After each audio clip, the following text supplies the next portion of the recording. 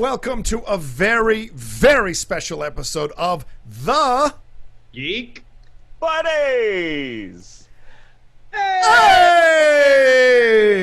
We couldn't be happier today to welcome these incredible people to this show. You're looking right now at Greg Weissman, who is the supervising producer and showrunner for this show that we're going to talk about here, the spectacular Spider-Man animated series. We've brought the cast back together along with Greg. Vic Cook is here, who's the supervising producer and supervising director on the show. Sean Cheeks Galloway, who is the lead character designer, character supervisor. Josh Keaton, who was the voice of Peter Parker / Spider-Man, and the beautiful and lovely Vanessa Marshall as the voice of Mary Jane Watson. So all of them are here to talk about their experiences on this show. Want to give you guys a special background about this thing. It premiered on Kids WB in March of 2008. Its second season aired on Disney XD in November of 2009. Overall, 26 episodes in total, and it still stands out as one of the more popular animated versions of everyone's favorite web crawler, Spider-Man and Peter Parker. And we're going to talk to this entire team today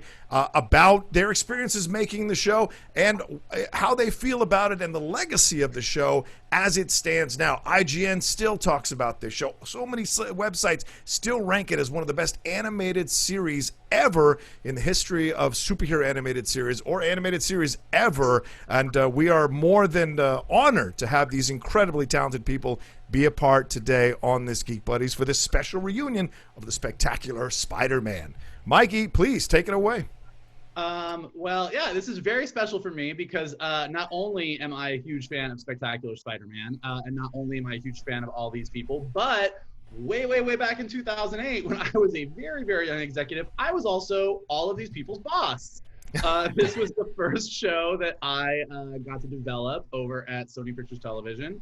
And so I actually remember either interviewing all these people or listening to tapes of these people, and it was kind of a blast. So I'm going to start with actually the first person hired, Greg Weissman. Greg, what do you remember about pitching your version, pitching your take? Like, what is your memory of the beginnings of this whole thing and the take that you came in and pitched and basically pretty much was the take that ended up going onto the screen? As Greg Weissman does, he kind of came in with the entire plan, and that plan didn't change drastically throughout. Yeah, I mean, my memory of this is that I interviewed for the show in, I want to say February of 2007. January, February of 2007. I think before, Michael, you were involved with it. And then, months and months passed, by which time I sort of took for granted that I hadn't gotten the job. And then in December of that year, so we're talking at least 10 or 11 months, I'm at a Christmas party at Dwayne Capizzi's house. And a guy walks up to me and congratulates me on getting the Spider-Man gig, and I'm like, no, I didn't get it. I interviewed for it like almost a year ago. I definitely didn't get it. And he's like, no, you did. I'm like, what? And my agent was also at that party, so I went to my agent and I said, this guy just congratulated me for getting the Spider-Man gig. Do you know anything about this? And he's like, no. And we'd all heard that other people had gotten it over the months and stuff like that. And I think they went through at least a couple people or something. But we hadn't heard anything about it. And then that was like, on a weekend or something like that. And then on Monday, I got a call from Michael and Grace Ben. And they asked me to come in immediately. And I'm like, okay. And then like almost immediately when I got off the phone, I got a call from Marvel saying they wanted me to come in. the next day. And then it became clear that Sony wanted to make sure they met with me before Marvel did. Well, look, normally we'd ask the question, but Michael, why did you keep Greg on the line like this? It seems a bit why not tell him before why did you have to find out at a party, Michael? There wasn't necessarily keeping him on the line. Greg is not wrong that there were other people in the running. And a little bit of back. Clearly like the third or fourth choice. That's not exactly true. The backstory on all this, for anyone who doesn't know, is that we all know, and all of our fans know because we talk about it all the time, that Sony still has the feature rights to Spider-Man, and that's why Sony and Disney have the deal with Peter Parker, and we talk about it all the time. But at this point in time, Sony still had the television rights as well. So Marvel actually couldn't make a Spider-Man show without Sony. Mm-hmm. And so they wanted one. Sony was like, we're going to make one. Hasbro came in, was talking to Sony Consumer Products about toys. Like, it was a really big, there was a lot of people in the room, and there was a lot of debate on who was going to run the show, and Marvel had their people, and we were meeting with tons of people, and there's a lot of opinions. I will say that one of the reasons that Greg ended up getting this call at the 11th hour, there's just one word that sums it up, and that word is gargoyles. That there was Greg came in with a great pitch. A lot of people came in. I mean, as you can imagine, when you kind of throw it out to the animation writers of LA and say, give us your take on Spider-Man, everybody comes in and they pitch what they would do with it, and Greg's pitch was great. But the thing that actually put Sony over the edge on Greg, after I pointed it out to a few people that weren't as familiar, was actually Gargoyles, and what an amazing show it was for its time, and how it was this epic serialized show that had these amazing characters, and that even though it was a straight down the line boys action show, there was a lot more going on. And when you're going to take one of the most popular comic book characters of all time and put him on the big screen, maybe let's do a show where you're going to actually build out that world and build out those characters. And so really, you can thank Goliath for that 11th hour call. Fair enough. Come in immediately so that we can talk to you before you go into Marvel to make sure that you don't say anything that makes Marvel mad, and that'll be good. Well, I go to Vic Cook next. Vic, you had done 101 Dalmatians, the series, the Buzz Lightyear of Star Command, Legend of Tarzan, a lot of the Disney characters you had experience with. This was a jump into something that people hold a even stronger reverence for in terms of Spider-Man. What was your trepidation, or what was your experience maybe with Spider-Man before you agreed to take this on for yourself? I was just a fan of Spider-Man. That was my only experience before this. But watching all the previous Marvel animated shows, and I liked a lot of them, but the approach, the visual approach, was to sort of make it look like the comic book, which is a great idea, but then production-wise, budget-wise, it didn't really move as smoothly or move as cinematically as you wanted. So with all this Disney experience and some of the other influences, I thought, God, it'd be really great if we could get some classic animation squash and stretch and be a little bit cartoony with it. I had kind of two influences in my head. One was Casa Cagliostro, which is directed by Miyazaki. Yeah. Which is, if you look at the staging of that, it's a movie. It's live action. And the characters are designed in such a way that when it's dramatic, but when they have to go over the top and yell, all of a sudden their jaws don't connect. I mean, it's like they really yell big. Yeah. And I just thought, I daydreamed in my head J. Jonah Jameson yelling like that at Peter Parker. Yeah. That's what I wanted to bring to Spider-Man. Well, you talk about the character design. We got to go to Josh Cheeks on this one. Cheeks, like, I was watching some videos about this history of Spectacular Spider-Man over the last few days, and one of the things people felt initially was they weren't sure that this was going to work. They looked at the designs and they were just like, is this really the way we're going to go with Spider-Man? And then it ended up being something they truly loved about the show. What inspired your designs for these characters and for the show itself? Well, Vic and Greg and Mike, they had a vision of basically how do you modernize it, but keeping the flair that I have at the time for design. How do I mash that together? So so then I did the first pass, but then I was able to look at other takes of the design. So what really resonated was Joaquin Dos Santos's Gwen Stacy. Mine was a little too much one way, but then when we saw Joaquin's, and I was able to kind of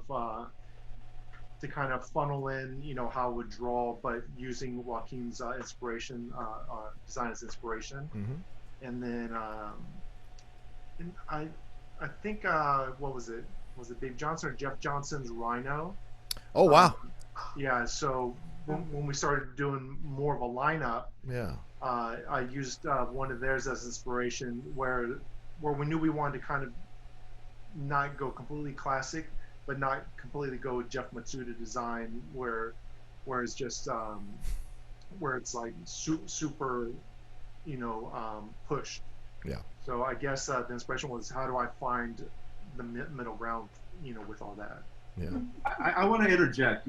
When Sean submitted for designs, he came in out the gate with J. Jonah Jameson, the Vulture, Spider-Man, Sandman, and that's basically the designs we stuck with the show. That's what sold us on Sean. Wow. And because of the Raimi movies, we wanted this Spider-Man to like move really fast and have a lot of kinetic energy.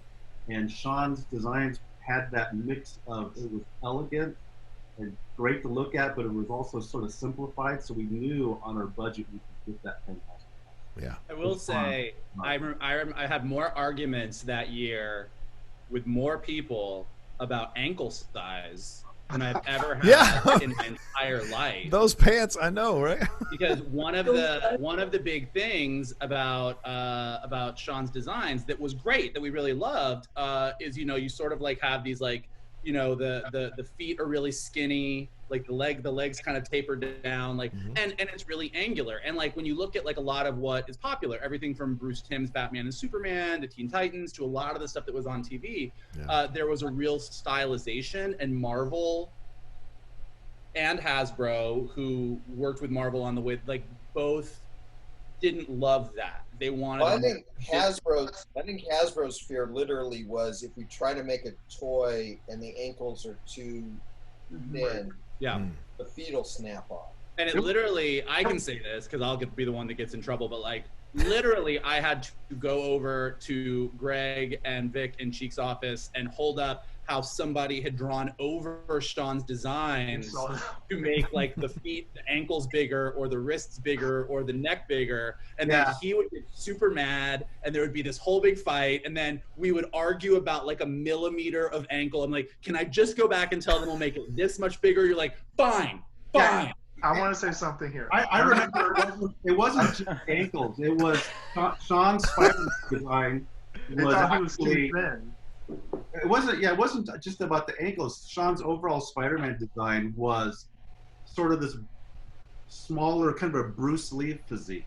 And every Spider-Man we had seen before was sort of like this big muscle man. And the drawing that Vogel showed us, was this sort of this big He-Man guy. And I'm like, okay, but when he's in his school clothes as Peter Parker, how does that work? Yeah. How is he Peter Parker anymore? Yeah. So, when he's 16. Part of that went back to the original development too, because we had what we called the 5 C's that we used for this show. And that was, we were trying to take, and this is what I pitched in the first place too, is that we were trying to take the excitement that you felt reading Spider-Man back in the day, in the early 60s, or whenever you stumbled on it, whatever era you happened to stumble on it, but really go back to the work of Lee and Ditko and Lee and John Romita Sr. And that Spider-Man that Ditko drew in particular is not Captain America. He doesn't have a Captain America physique. He's not supposed to have a Captain America physique. And so the 5 C's we came up with is that we wanted it to be contemporary. So we're going to take 1961, move it into 2008. We wanted it though to feel classic, We were going to take all these eras of Spider-Man and sort of mash them together, but we wanted to do it in a way that was coherent and cohesive.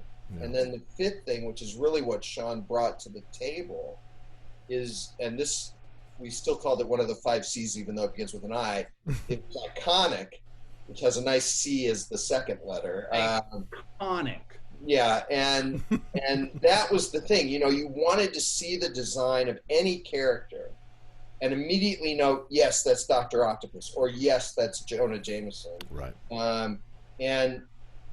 And that's what Sean brought, is that he brought a style to it, and yet every time you saw the character, there was never any question who it was. Yeah, that's Flash Thompson. You know, I mean, that's where I know it. You know, I'm not saying that along the way other artists may have had a little influence here and there, or along the way Vic and I may have, I'm sort of skipping Hasbro's notes, but Vic and I may have given a note here, like on Rhino's feet. I remember in particular, we wanted to make them more like almost elephant feet, really. But in essence, you know, you'd see Sean's initial design for any given character, and whether we tweaked it a little or not, whatever. But they absolutely looked iconic for that character in Spider-Man. There was never any question, you know. Can I say something real quick in regards to the Hasbro note? I remember when they did send it back, he had a very He-Man physique, and then what Vic was saying was that how would he look like in his normal street clothes? So Mike came up, I believe it was Mike that came up, you guys can correct me, came up with this brilliant idea. It's like, don't just show him with his cool stylization shoulders down, just do this, and then he's going to look like he's a big dude. And when we did that, they approved it, I believe, just like that. You know, just by simply making his lats pop and his shoulders up. Crafty. I will say, I think my 2 best design tricks, I don't know if you remember the other one, there was that. There was always, like, one of the things I learned really early on was most people who work in a live action format, looking at animation, looking at pictures, like, don't really know what they're looking at. So you can fool them by poses. I remember the other big one was there was a lot of concern that your Doc Ock looked goofy or cartoony, and he didn't look evil. And we got all these notes that you had to change Doc Ock, and we were all really upset because we loved that. Yeah, Greg has been. We loved that Doc Ock design. Yeah. And so I came over and I was like, look, just do me one favor. Like, right now he has his round goggles on. Like, angle both the goggles down. Like, give him mad eyes. But don't change anything else. And they were like, that's not gonna fly. And I'm like, just trust me. And we like took it in, and they were like, I remember this person who we showed the picture to went, see, aren't you glad you took the note? Well, speaking of the characters, we got to talk to Josh and Vanessa here. I mean, you both have played so many roles, a lot of supervillains, a lot of superheroes. How do you bring something different to each one? And specifically, what did you guys feel like you brought to Spidey and MJ?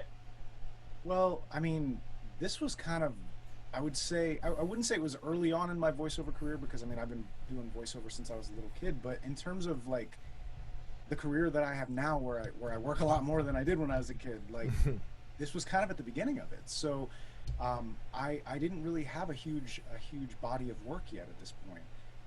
And so really, I was really just bringing a lot of myself, and that comes from a lifelong Spider-Man fan. Like, he's been my #1 superhero that I would love to read since I could read comics, and that's, I felt like I related to him a lot. Like, I felt like I had a similar life, minus the superpowers. I was a dorky kid in high school. I got bullied.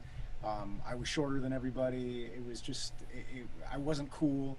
And if you get pegged as like not cool when you're in 8th grade, that follows you all the way through high school. Yep. That's who you are. That's who you are. And so on the other side of that, I had this whole other life where I was an actor, and I had totally different friends.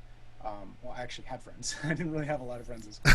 But I mean, I had friends who didn't see me as that, who didn't see me as the uncool kid. I was just me. I was just a regular guy. And so that, having to live that double life where, like, when I'm at school, And the other thing is that you even get made fun of for like the cool stuff you do at school. Like everybody knew I was an actor, so they all thought, oh, you think you're better than us or whatever. And you know, with some exception, there were some nice kids at school, but for the most part, you know, there was a lot of that. So I had to deal with that there. But then when I wasn't there, it was a totally different life.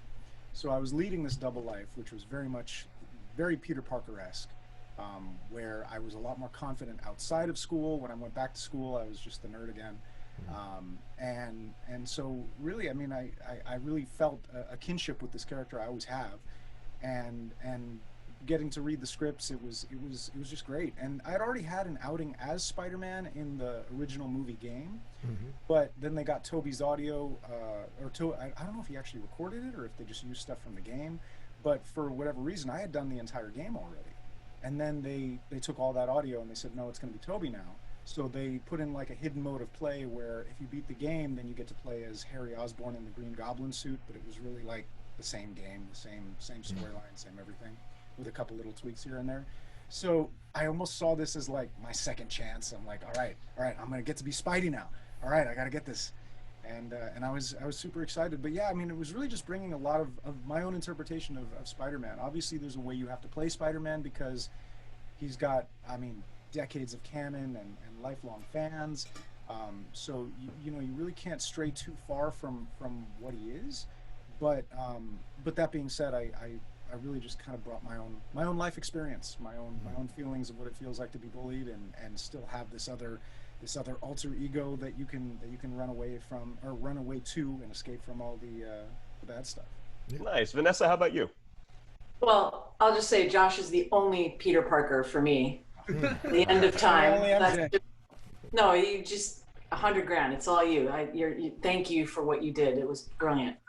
Yeah, I had a huge reverence for all things Marvel growing up, and I remember when I got this audition, at the time I had done a few parts here and there, but I wasn't even going to read for it because I thought, oh, no, I'd never get something like that. And my agent said, no, you should just give it a whirl. And so I did. And I remember getting the call that I had booked the job and I was in another job doing legal tags for Honda. And my agent called and said, hello, is this Mary Jane? And I said, not to my knowledge. And she said, yes, it is. And I went, blah! You know, and the behind the other side of the glass, the advertising people were like, Jesus, did she just die? You know, a little bit, or I was reborn. I love MJ, and one of the things I love about the way the show was cast, I don't know whether you guys knew this or not, but we were all huge Spider-Man fans, and we all had so much love for this story and wanted to tell it as best we could, and you know, just get our egos out of the way and just celebrate it. And we were so grateful to be there. I don't think we knew that when we cast it, but it became very clear early on in the recordings. Oh, you know, came up. Darren Norris's wife came up to me to say how much Darren always wanted to be J. Jonah Jameson. Yeah. I mean, like, it's like he may not tell you this, but this is a dream come true for him. And I'm like, wow, okay, cool. And Peter McNichol and Doc Ock. I mean, these were people who loved these characters. Yeah. I mean, one thing that was fun, you know, the casting process for this show was brutal because there were so many corporate entities involved in the show. And one of these corporate entities, or at least one person at one of these corporate entities, were like, you know, usually you audition all these people and then you submit, you know, 4 or 5 choices to the suits. You know, you got your pick, but, you know, one lesson I learned really early on is you only submit people that you could live with. I once was on a show, not Spider-Man, but a show where the producer had one person that he just was positive was right for a role, but the executive was asking for choice. So the person put the one person that he really wanted, and then to give choice, made the second choice the worst audition he had received. So of course, inevitably, the executive went for the one that he thought was just atrocious.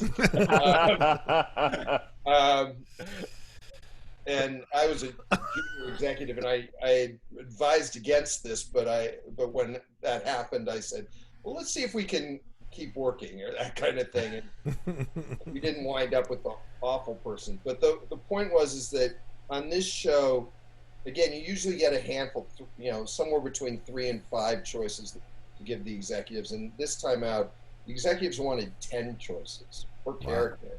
Wow. And they also wanted us to audition a huge amount of characters. Mm-hmm. And normally, the leads, you're auditioning 4 or 5 characters for a show, particularly a show like Spider-Man, where you've really only got one lead. We had a huge ensemble cast surrounding Spider-Man. There was really only one lead, and that's, Peter. Yeah. But they wanted us to audition for MJ and for Gwen and for Harry Osborn and Norman Osborn and the Green Goblin and Venom and Venom's alter ego and Aunt May and Jonah, and it was just like, oh my God, you want 10 times 13 characters choices for? And so we went through this huge audition process. I mean, hundreds and hundreds of actors, and then a huge callback process.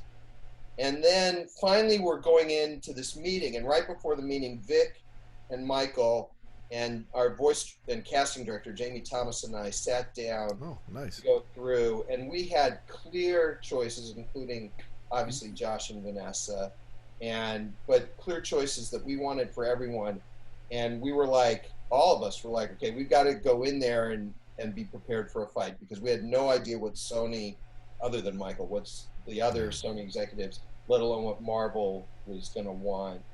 And so we got into this conference room in the horrible Apple building where we worked. It was called the Apple building because for some reason there was a big picture of an apple painted on the side. That was Sony's janky animation building with like a drug park next to it that you couldn't go hang out in because there was too many needles. It was well, like no windows, pallets everywhere.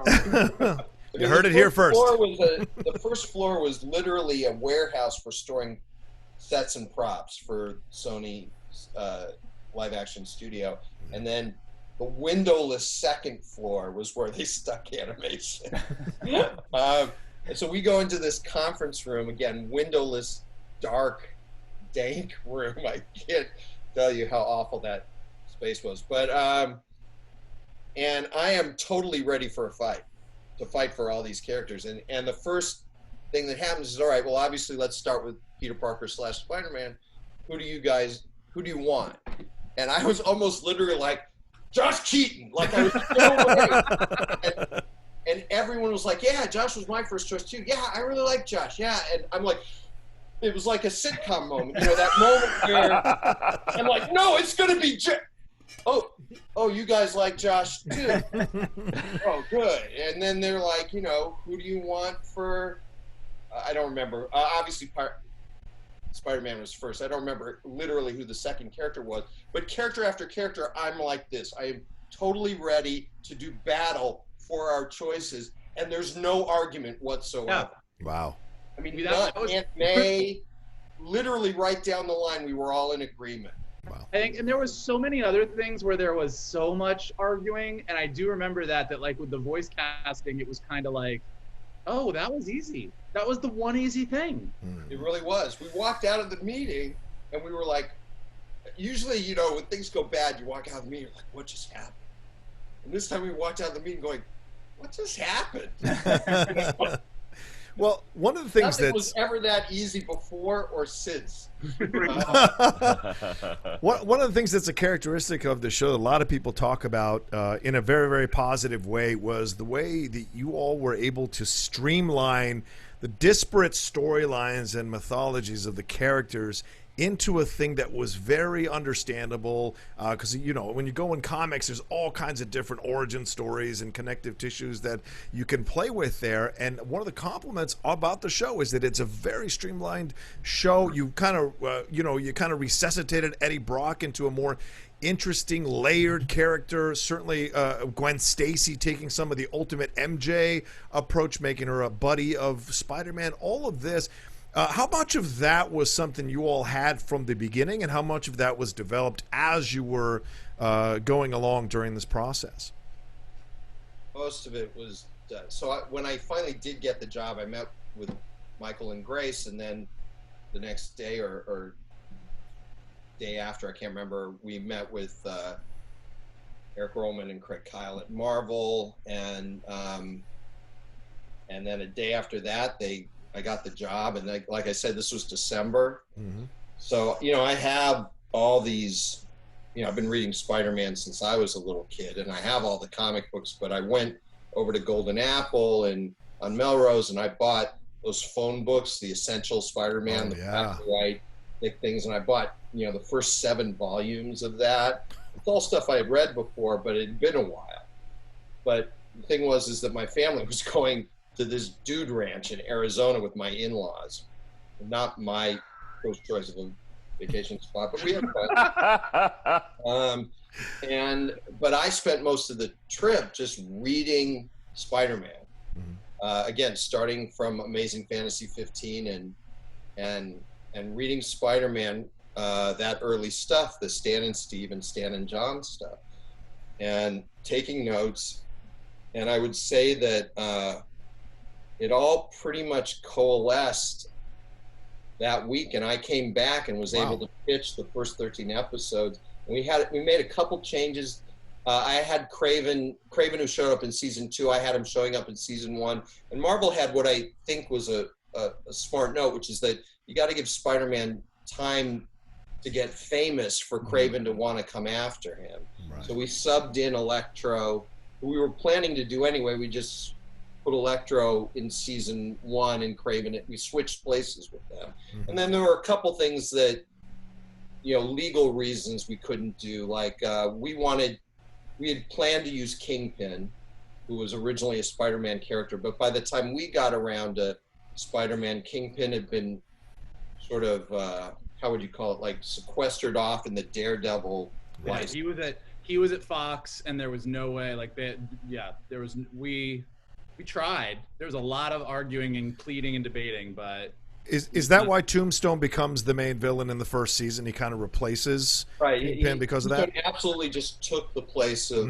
the Kingpin, and it worked out great for us. I have no complaints. It was all terrific. Yeah. Tombstone became a really fascinating character for us. But yeah, the original plan had been Kingpin, and instead Tombstone subbed in. And then we also had planned, we never wanted to make it like Marvel Guest Star of the Week kind of thing. It wasn't going to be, you know, Spider-Man and every week. But I thought like once a season, and so we had originally talked about, I think, Human Torch, you know, because I really liked the relationship that Johnny Storm and the sort of friendly frenemy rivalry thing that they had in those early years.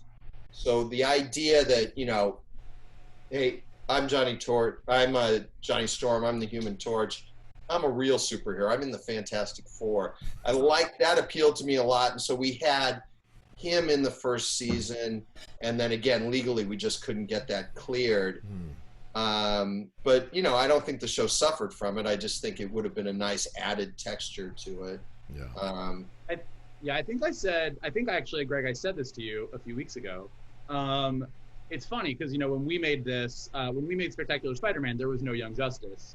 That came later. But as I've been catching up on my Young Justice and watching it, I realized that had there been more than 26 episodes of Spider-Man, and had we been able to use some of the rest of the Marvel library, Marvel would have gotten a version of a Marvel Young Justice kind of before Young Justice existed. Yeah, we had plans for, again, if you think of it as the early 60s reset in 2008, my point of view was that the Fantastic Four was also in New York, but they were dealing with big cosmic problems, not the stuff that Spider-Man was dealing with. But this would have been before Tony Stark ever put on the suit, before Don Blake ever picked up a hammer. Ant-Man was around, but he was too small for most people to notice. And the Hulk was like this. The Hulk was like in the American Southwest jumping around, and people weren't even sure if that was real or just like a Bigfoot legend, kind of thing. Right. But we had this notion of stories that that Uncle Ben would have been a huge fan of, Captain America, and that up in the attic of the Parker home, there's Uncle Ben's old memorabilia, Captain America memorabilia collection, so that when Captain America got thawed out from the ice, Peter would, see him as like a connection to Uncle Ben. Yeah. Or the episode where that got Josh right there, right in the field. Yeah.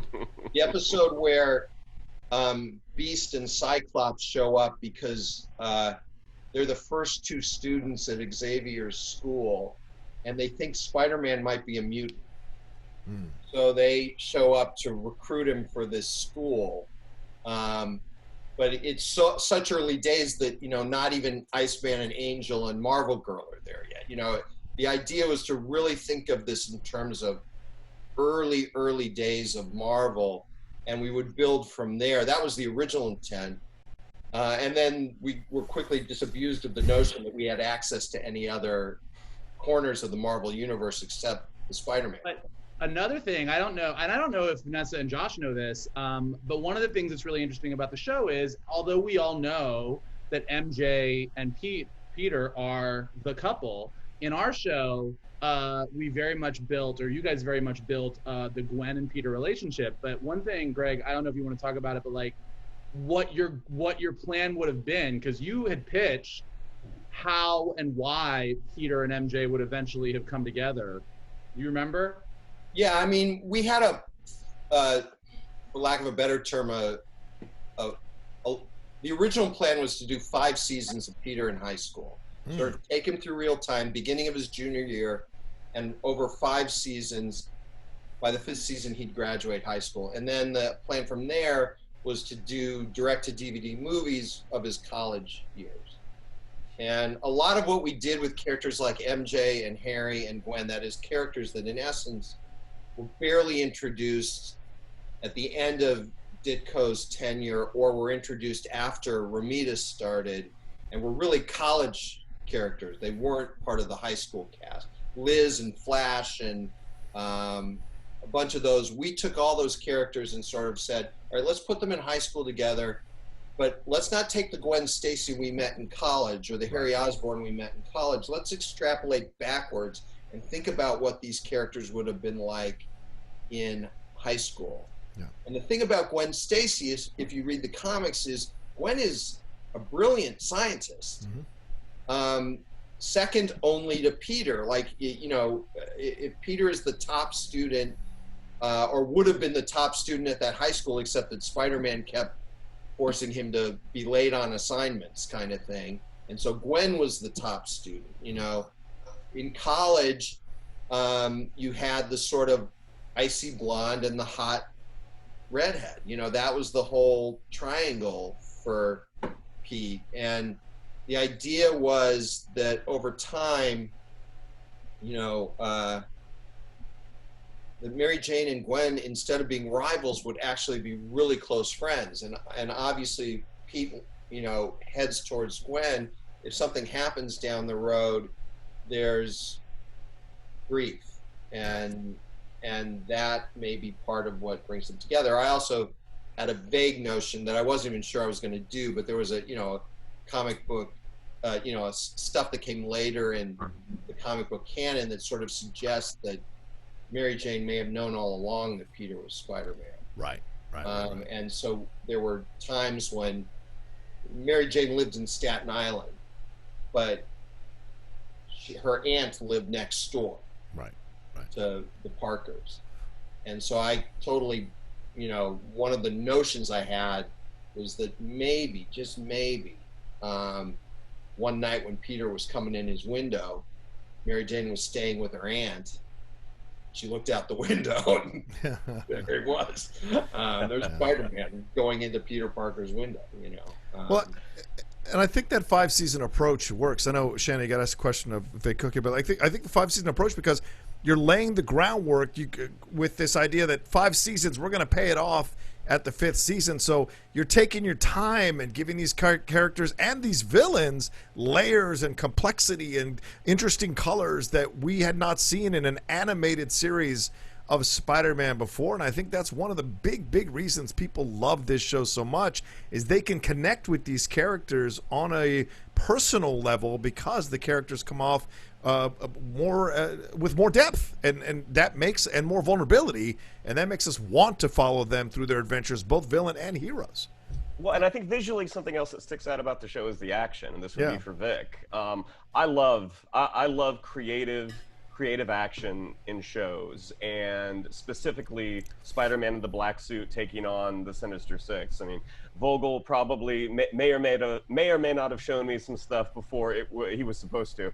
But yeah, I definitely did. But I remember watching that sequence, and I'm like, my God, that is awesome. How much of that is in the writing? How much of that is in the directing, and like the squash and stretch of the show that you want? Like, what does that mean specifically for our audience? I think what's in the script is that there is a battle and who has to win and lose in the setting, but I think the actual choreography is the director and the storyboard artist. That fight, I think, was that 11 or 12, Greg? That was the Sinister Six episode. I want to say 11. 11, yeah. 11. So a lot of what's there is because of what we did actually on the teaser that we presented at Comic-Con that ended up being the prologue for episode 13. When I came onto the show, I mentioned wanting it to be a more stylized sort of design style to keep it so it could really move. The Sam Raimi movies were an influence also. Yeah. And I was a fan of the old cartoons. But the thing is, watching those, Spider-Man pretty much swing on his web. He would put people in a fishnet, or do a web between buildings and catch cars, and that was the extent of it. Maybe he punched somebody. And I just wanted to see this Hong Kong, almost Jackie Chan, using the environment, using things, webbing something behind your head, yanking it into your head, or a guy's running away, you web him at the ankle of his feet, you pull the pants out from under him. Like funny stuff as well with cool choreography. Yeah. So we just poured all of these ideas into that very first fight scene. At the Comic-Con trailer, only a little bit was there. You got to see all of it in 13, but that's what we shared with the directors and the board guys, and that's sort of the approach on every episode. Well, the action. That's and you see it influenced with the media that came afterwards, the multiple media that came out. You see things from Spectacular Spider-Man popping up even in Spider-Verse. I could see some hints of that throughout as well, which I really enjoyed seeing from the series. A couple other things I want to mention that we did is, Greg talked about taking the 1960s and bringing it up to date. We looked at other characters, our supporting cast characters, and found characters that we could sort of change their ethnicities without changing their personalities, sort of reflect New York of then and today. And then the other thing, Greg read all those books on the Lee Ditko era of Spider-Man, so that was our cue to look at it too for visual things. So, and I can't believe this was a controversy at first too. So I wanted to see those webs in the sky at the end of the episode, like you would see in the comic books. I wanted to see the half Spidey mask. We were experimenting with trying how fancy can we do Spidey sense, and decided let's just do what Ditko did, these squiggly lines. And I don't know if Michael remembers, but we only did animatics for the first 4 episodes. And when an executive saw the ending of the first episode and saw the Spidey webs over Aunt May's house, the note was taken out that kids wouldn't understand how it got there. I don't know if you remember that, Michael. Oh yeah. Oh, So the little I thing, all remember. those, like, things we kind of had to like sort of find a way to fight for and get them to accept. Yeah.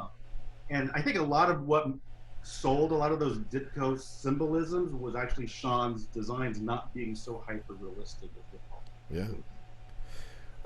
Josh and Vanessa, going back to you two, please. What do you remember from the voiceover sessions for this show? What stands out from the experience? And do you have any favorite moments that you discovered as you were doing this that you were like, oh, wow, I didn't even know, that was possible with this character to create that? What was that experience like for you all? I'd say for me, it was just seeing all the. Oh, I mean. Yeah. No, go, please. It was meeting all the supporting cast, and there were just like Freddy Krueger. I got to meet Robert. Oh my God! Right. First day, Freddy Krueger in the voice booth. Yeah. I mean, so many people. Trish Helfer was the Black Cat, and she showed up in full like black leathers on a Harley. And she took off the helmet, and then the blonde hair kind of cascaded out. It was crazy. I was like, what is life right now? But it was amazing because I got to work with so many amazing voice actors for the very first time, and I got to work with Phil Lamar. I don't think I'd worked with Phil Lamar up until that point. I hadn't worked with Kevin Michael Richardson. Like there were a lot of people who I just met, who were kind of at the top of their game already. That I just got to work with them in that capacity where I'm like headlining a show. I was nervous a lot of the time. I tried not to show it, and I tried to kind of put it into the character because, I was learning as I went, pretty much just like Peter. So it was this weird situation of life imitating art, imitating life, and but it was amazing. Like I've made lifelong friendships from that show. I mean, all of you guys. It's and more, and yeah, like that. Just working with the cast, working with the crew, the supporting everybody. It was such a nice family environment, in a weird way. Yeah, Vanessa. We were super spoiled just because we had everybody we had the big recordings like where everybody in the room at the same time, which you don't always get, which was awesome. Yeah. Sorry, go ahead, Vanessa. I was reminiscing here. I also had so much fun with everyone who came in every week. It was an adventure every time. But I'll go back to the callback and the audition experience. That same agent who called and asked if Mary Jane was on the other end of the phone, she had asked me to slate in character for this audition. I said, okay, great. When I got to the callback, Jamie said, do you want us to play your audition for reference? I said, sure, that's probably helpful. So he played Vanessa Marshall's Mary Jane, and then he shut it off. And I said, might I hear what follows the slate? And he said, no, actually, everything after that sucked. So you got it in the slate. Wow. Go for it. Go ahead. Oh, man. So I literally owe my life to my agent who made that request, so I owe her everything. But also, my favorite line from the Spider-Man series is, "Face it, Tiger, you just hit the jackpot." And when I got to say that, that was my geek highlight moment. I'm gonna save that line again. I'm gonna save that line. That's fantastic. Craig, I have a story about that. Go for it, Craig. Go for it. So there was an executive at Kids WB. Is where we aired season 1. We read the script for that, and he was like, when he had come aboard, he came aboard late to the show. We were already in production, and he was new, and he was like, but don't worry, I'm a huge Spider-Man fan. I love Spider-Man. And we're like, great, and then he got the script with that line in it, and he goes, I don't know about that line.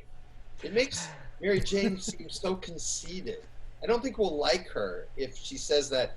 I think you need to cut that line. Wow. And we were like, you think you're a Spider-Man fan? And we were like, well, Michael, you can take over the story, because you had to explain to him, and then he had a suggestion for a replacement line that would pay homage to it, but wouldn't make her seem so. That was, I think, my first, because like I said, like this was my first job. Like Spectacular Spider-Man was my first job as an executive. I was an assistant. I literally got promoted because they needed somebody to run Spider-Man, basically. And so this was the first time. Other than that, I had always tried to like compromise or find a middle ground, like make Vic and Cheeks try and make Peter a little bit bigger. Like I was always trying to compromise. And this was you can't say face it, Tiger, you hit the jackpot on a kid's show. And I'm like, why? And he was like, she just can't say that. And my response was, but that's what she says. And he was like, but no, she can't. And then it was literally like, what if she says, we're gonna have a great time, Tiger, or hey, Tiger. And there was all these suggestions, and I was just like, his no. last thing was to give the line to Peter. What? Yeah. Give the line to Peter, Like, well, and have Peter say, "Face it, Spider, you just hit the jackpot." Oh my god. so yeah, it And was. that suggestion came to me, and I'm like, no. That was the first time where I just said, well, this is what we're doing, and that's it. You can decide what you want to do with it, but this is what's happening because like Mary Jane Watson is obviously saying that. I mean, literally, I think in all of comics, there are only 2 lines that are more famous than that. And one is also Spider-Man, with great power comes great responsibility. Or I thought it was gullibility. And then there's the Batman line, criminals are superstitious and cowardly lot. And if you're talking about actual quoted lines of dialogue, I think that line is literally the top 3 lines, most famous lines in all of comics. It made you And the wonder. notion that and clearly he was like, had to be explained, like, this is in the comics, it's really, and he's like, I knew that, but still. By the way, that was the same executive who said, "Take the spider webs out of the sky." Is that executive You're still able to working? get Black Cat saying you better not get your Google. Part of Michael's job. By the way, Josh. I want to give you some credit. Big part of his job then was we would get these notes, and he'd see the reactions of Greg and I, and have to calm us down. My head explodes. Michael has to go. Just would be flipped over,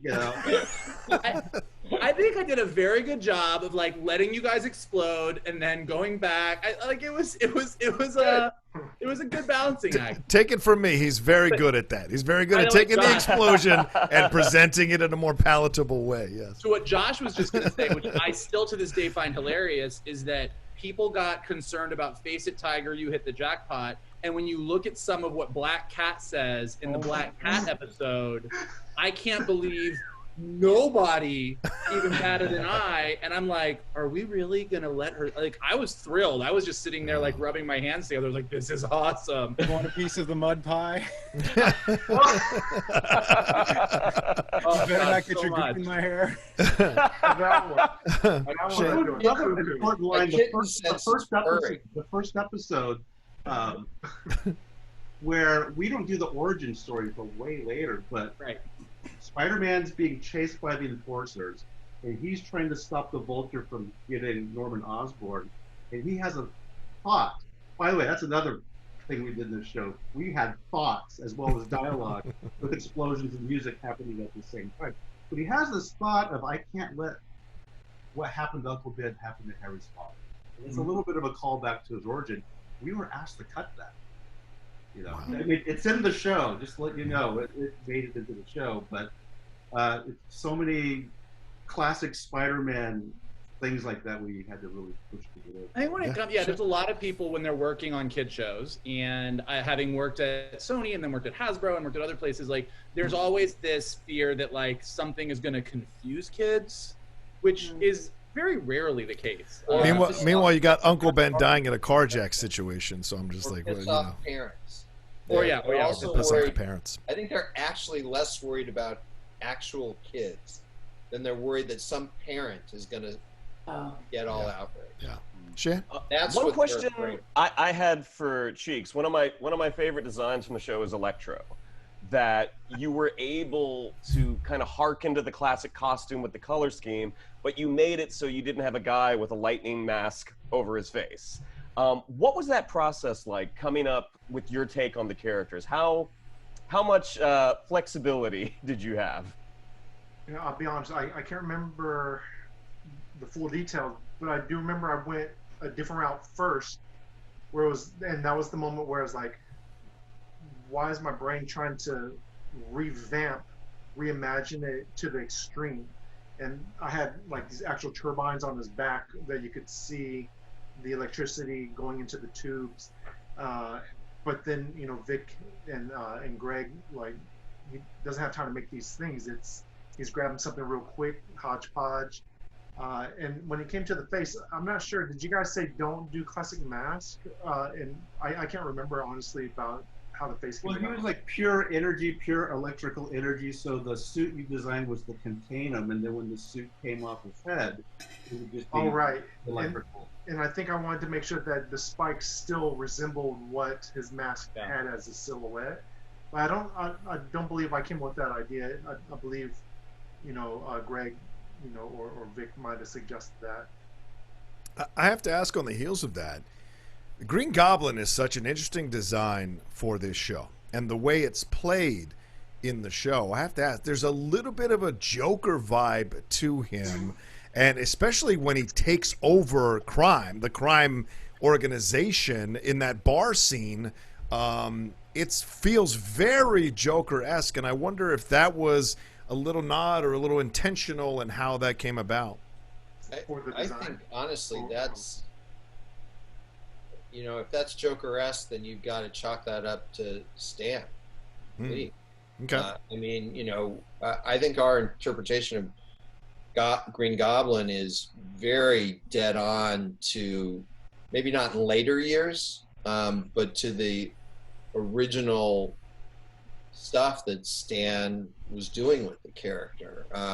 Whole notion of being a crime boss, not just being a supervillain, but literally taking over, you know, the New York underworld. That's right out of the early comics.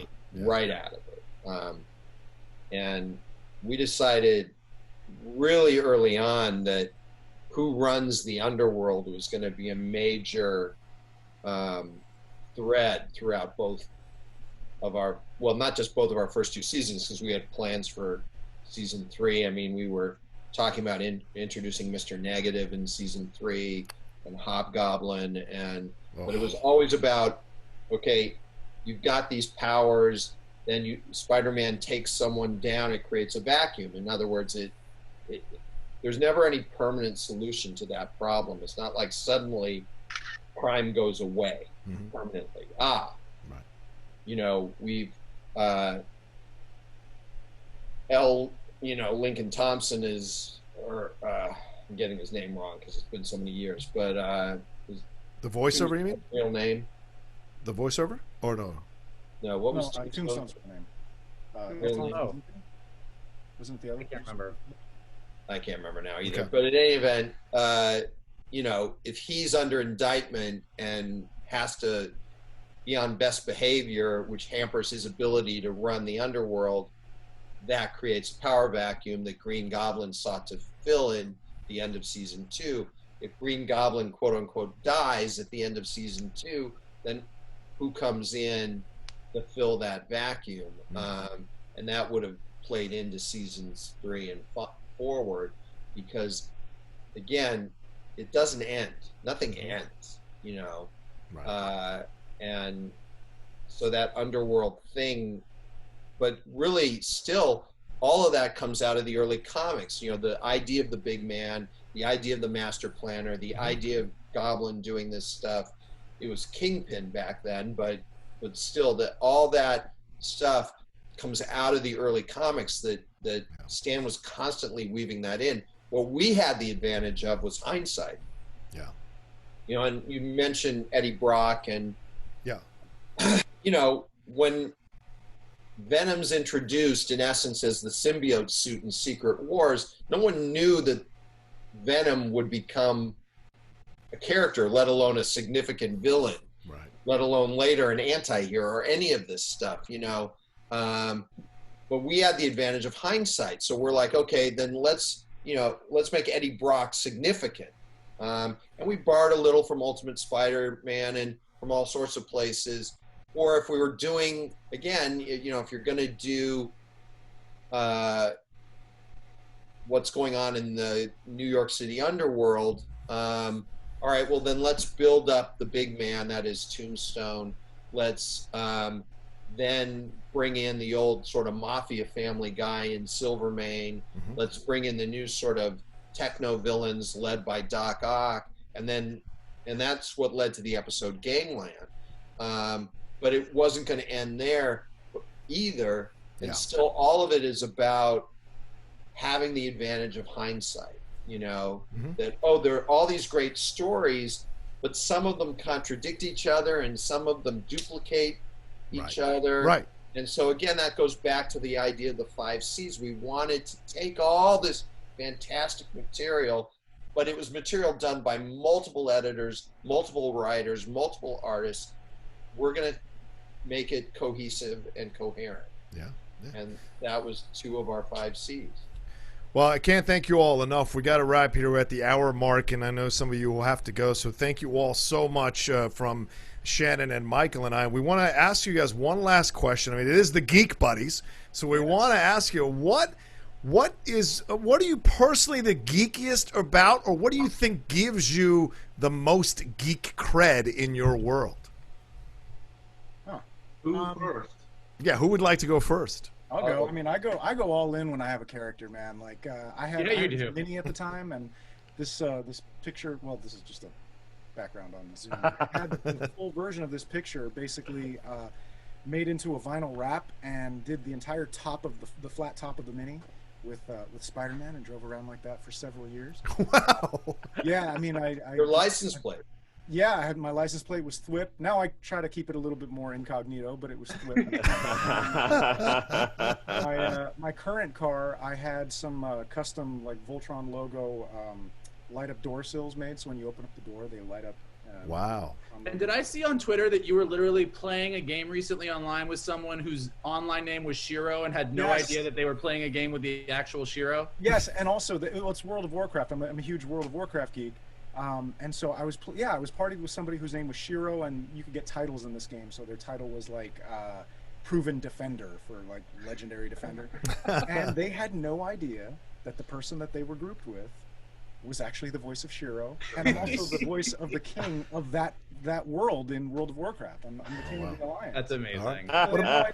What about you, Vanessa? What do you got? What's the geekiest thing for you? Probably Star Wars. Yes! Yeah, I have an entire room upstairs full of action figures and all sorts of fun things. It's a bit of a deal breaker. If people can't grasp the room, it's like, no go. Yeah. Yeah. Rumors about Hera. How about rumors about Hera? Was there rumors about Hera? Is there something going on that you can reveal? Rumors about Hera? Yeah. Well, I was the last to find out that she had a son, so I'm never the one to ask. All right.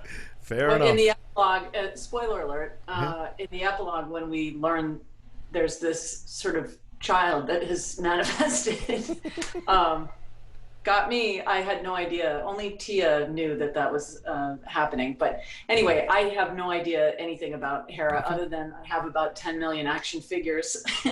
I think one of the coolest moments for me was at Comic-Con, I think it was 2014, not only getting inducted into the Mandalorians, the 501st and this and that, but Hasbro had us sign the first official action figures for the Star Wars Rebels series, and that my mind exploded at that point. Awesome. Pretty much. So such a beloved character. Such a beloved character. Cheeks, what do you got? I mean, you got look at so much to choose from behind you. What do you got? Other than the Dragon's Lair poster. Yeah, right. Yeah. My biggest geekiest moment would be going to the zoo trying to get bit by a radioactive spider. No, I joke. No, I used to draw webs on my hand. when I was on a school bus and Wow. pretended that my hand was stuck to the window. And I guess I was fairly strong. People had a hard time taking it off. They actually believed that I was Spider-Man. That's awesome. I love that. That is great. Also, I think it's pretty geeky that in Spectacular Spider-Man, Peter Parker has a signature mole. Yes. That's the story I wanted to talk about. Because when Vic knew how many revisions I had to go through for Peter and Spider-Man, I stuck the mold on him. He goes, "What's that?" And I said, what are you talking about? He goes, "What is that right there?" I said, "Oh, I think that's just the eraser shaving." He goes, "Oh." He goes, "Come on, what is that?" And I said, "Come on, Vic." I said, "I had to do like 19 revisions on Peter." I said, "Can I get this?" But look, he goes, "You did go through a lot." He goes, "I'm going to send it up, but if it gets contested, then we'll have to take it off." And then he told me what happened in the meeting, but maybe you guys can elaborate what happened at the meeting once it got into, shown in front of the execs. That doesn't. There was a meeting about Spider-Man's physique that for some reason I will never forget. It was a huge thing. We kind of talked about it earlier, but I think this one just got approved quickly. I think people really like the tag. No, Mike had said something. Somebody said, "What's that on Peter's cheek?" And then Mike said, "Have you seen Cheeks' cheek?" This is what you relayed back to me back then. Oh yeah. I think we did sort of like, there was some sweet talking. There was some sweet talking that we got. I want to hear this. I didn't hear that part. No, I think it was just like, I don't think we said what you said. Like, I don't think I used the whole, he's done so many revisions. I think we think it, we were inspired by this, but also I think there was, it makes him unique. It makes this version stand out. Just like, he's just not another face. Like, there was a lot of like, oh, that's what, and then it was like, yeah, okay, fine. Right. I remember going online when people saw the design and they were hating that aspect. But then after a while, What? people were just, In fandom? No. Oh, big time, yeah. Is that right? Oh, you've been sarcastic. Okay. Yeah. So people started defending me. There's, "Have you seen Cheeks' cheek?" And then people jumped on board. They're all for it. They're like, okay. And then that's probably my second geekiest moment. That's a defined thing on Peter Parker. That's awesome. For our version, yeah. Victor, what do you got? So is the question like what I'm geeky about or what? Yeah.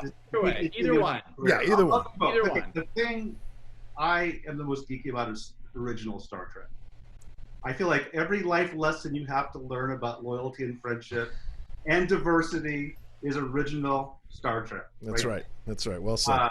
I say career-wise, the reactions I get, it's definitely the Spectacular Spider-Man and probably Scooby-Doo Mystery Incorporated right after that. But recently, newer people coming into the business who are like in their late 20s, early 30s, anytime I mention this show, this was my second storyboard job. Oh, Darkwing Duck, yeah. I'm like a rock star to these guys. The guy I'm working with now, he's the creator of the show I'm working on. He just turned 30, and when I met him 2 years ago, when he heard I worked on that, he's like, "I loved that show when I was a kid." Take it, Greg. That line, "I love that show when I was a kid," is like what I hear nonstop at any convention I go to. Now it's like 3 different generations say that to me, and it's like, so fucking old. No, that's a positive because it means you're still working and your stuff still works. That's a positive, man. I think the thing I'm geekiest about is probably Shakespeare, but the thing I'm I think my biggest geek claim to fame is that I worked at DC Comics in the mid 80s, and when Watchmen was coming out, I was there, and I shared an office with Julia Saba, who was the designer of that book that you just held up. And of each issue, and as you may recall from Watchmen, at the back of each issue would be some text feature that was in universe. Yep. So one of those text features was Rorschach's psychiatric file. Oh yeah. And Alan Moore would write them, and then if there was any art needed for them, Dave Gibbons would do the art. But then Julia was the one who actually assembled these pieces to make them look like part of a novel or part of a psych file or whatever. So on the psych file, she was working on that for one of the issues, and she said, "Get over here." And I walked over there, and she grabbed my thumbs and pressed them into an ink pad, and then put them on a piece of paper. I said, "What are you doing?" And she said, "Never mind." And then so these are Rorschach's thumbprints, right? What? That is awesome. That's incredible. Holy crap. Great pair of sign notes, autograph days. Now I got to find that. Oh, my gosh. That's one part I always wanted to play. Oh, yeah. That's a great part, right? Yeah. All right. Well, I think you can. There's no better way to wrap up. I think this great reunion of these incredible artists and actors from the show, The Spectacular Spider-Man. It's 2 seasons, and people still talk about this show. It's one of those what could have been shows because it was stopped after 2 seasons, and I think that's what makes it even more beloved because people, kind of keep it as a treasure. You're right. But as a treasure, and they love it in that way, and they keep it in that. So it was just an honor for I think all 3 of us to have you 5 join us to talk about it, and I hope you fans enjoyed it as well. Shannon, well, thanks to Greg Weissman, thanks to Victor Cook, thank you to Cheeks, thank you to Josh Keaton, and thank you so much to Vanessa Marshall for taking the time to be with us. Should we wrap up the show here, or should we let them go? Well, I just want to say thank you to everybody that really supported the show, and we couldn't. I don't think we foresaw how much love we would get back in return. So really appreciate it. Yeah, I have to concur with Sean. When we were working on this thing, we didn't touch on this, but it was already a hard enough show to do on the timeline and the budget we had. Yeah. We had other unforeseen things happen along the way that made it that much harder. Oh my God, we were there till like midnight. I was like living with Greg Weisman and the editor practically, my own family. So yeah, when we started seeing the response, and years later, it's gratifying. So we think all the fans were remembering the show. It makes it all worth it for us. All right. Well, there you go. Shannon, what do we got to tell them at the end of every show? Yeah, if you'd like to follow us on social media, on Twitter, it's @geek_buddies, on Instagram, @the_geek_buddies. If you'd like to follow me on social media, on Twitter, it's @Shannon_McClung, on Instagram, @Shannon the Geek Buddy. If you would like to follow Mr. Vogel, it's @MK2, and if you'd like to follow Mr. Rocha, it's @The Says. Well, before we go, and Mikey, please. Well, I was going to say, do you guys want to throw out your Instas as well? Insta, Twitter, where can they find you to follow you and get your updates on what you guys are doing? I'm on Instagram as Space Padre, and I am @Josh Keaton on Twitter, and then and I have a YouTube as well. On Instagram, I'm @Vanessa Marshall 1138, and on Twitter @VanMarshall. Nice. Cheeks. So on both Twitter and Instagram, I'm @Sean Galloway Art. Okay. Victor. On Twitter @Victor_Cook1. Nice. And Mr. Weissman.